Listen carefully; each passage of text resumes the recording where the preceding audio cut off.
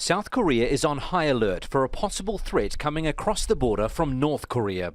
This time it's not a military threat, but a biological one in the form of African swine fever.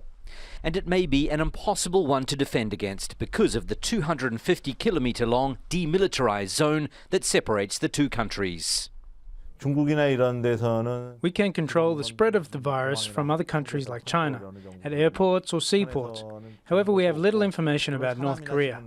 It's a relief that there is no exchange of people or goods, but even if the South becomes free of the virus, we will always continue to have a big headache. The South Koreans aren't sure where the virus came from, but the first case was reported in North Korea in May. Intelligence reports suggest it's now spread around much of the reclusive country. Last month, South Korea reported its first case, prompting the government to begin culling pigs on farms in the area. Vehicles coming and going from places where the disease has been found are being sprayed with chemicals to prevent it spreading further. Proving that the virus came across the border from North Korea will be difficult, if not impossible. Obviously, there is no human or vehicle traffic through this area, but there is animal traffic. And last week, the body of a dead wild boar tested positive for the disease. Elsewhere, evidence of what South Korea is trying to avoid.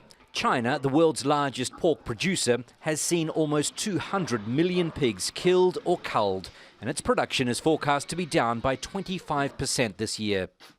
The virus has now been found in around 50 countries and has wiped out more than a quarter of the world's pig population.